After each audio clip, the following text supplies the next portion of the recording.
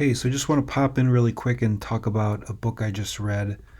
It's by a doctor called Anthony J. Sattilaro. He's from Philadelphia.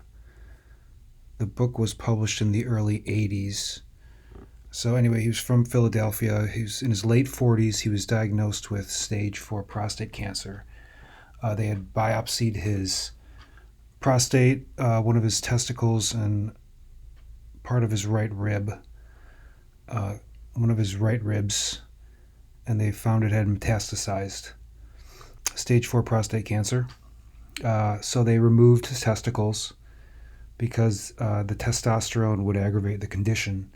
He was put on estrogen therapy and pain meds, and he was given a very poor prognosis. So they said he would not last another 5 years and probably be dead sooner than that in the next maybe 3 years.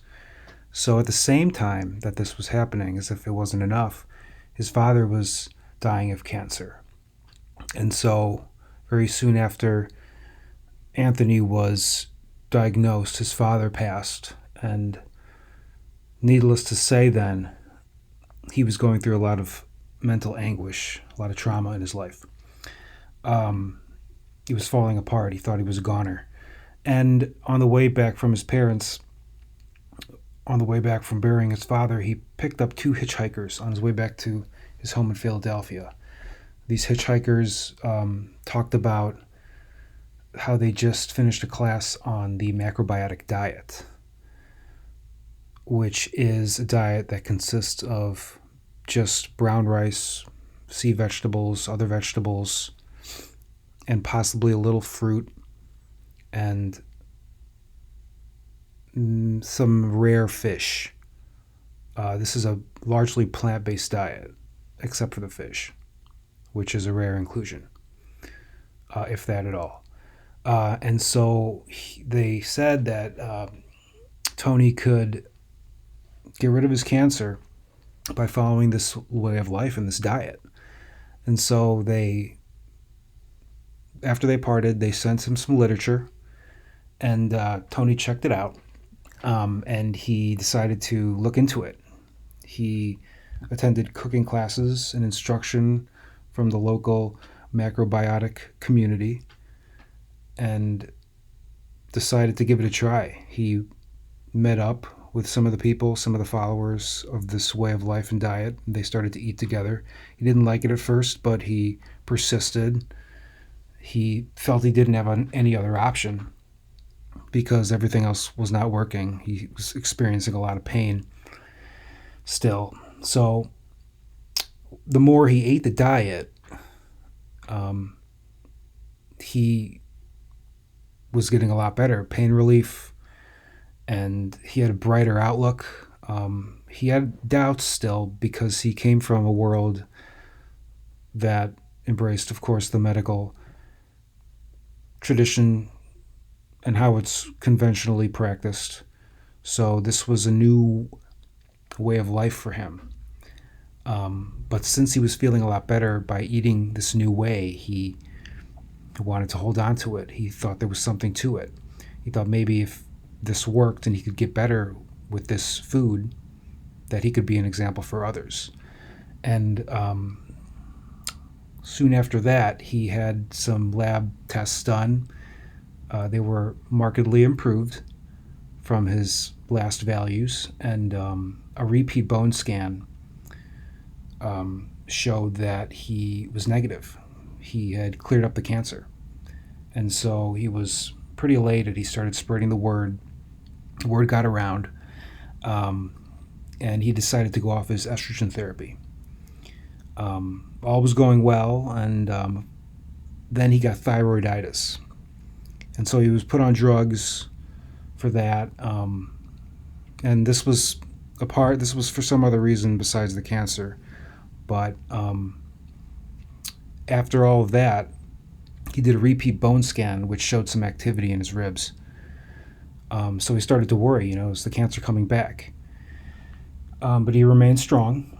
He stuck to his faith, his rekindled faith, and he stuck with the advice from the macro community, especially the leader of the movement, whose name is Michio Kushi.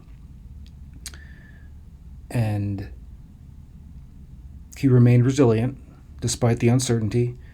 And it turns out that what caused the flare up or the positive results of the new bone scan was actually his body getting rid of the drugs that he was taking, the thyroiditis, and the treatment was exacerbating the cancer in him that was left, even though it was small, to show this positive bone scan.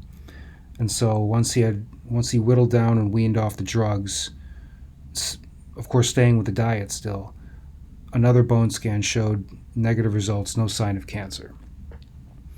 So that, from just being strong, sticking with his conviction, following the diet, remaining on the diet still, and keeping his faith, keeping his spirituality and his positive attitude, he was just fine. And all the worry was for naught, as long as he stuck to the good way of life and the good way of eating and the great thinking that he had. And the advice from his good friends. And so that's pretty much how the book ends.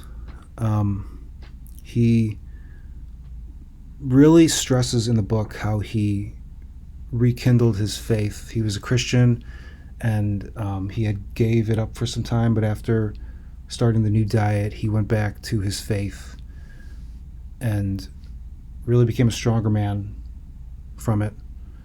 And that, in combination with the new lifestyle and diet, how he was feeling better physically, really changed him into a new man, to be less self-centered, have more humility, embrace life more and appreciate life more, and realize that everyone is blessed all the time, even though we sometimes seemingly don't deserve it or are not worthy of it.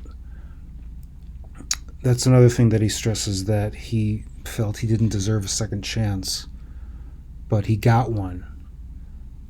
That's the generosity of God, to bless us, even the unworthy, but bless us especially if we stay on a good path and or get on a better path or get on the right path after being on the wrong one. So, great book. Again, it's Recalled by Life by Dr. Anthony J. Sattilaro, MD. I recommend it to everyone.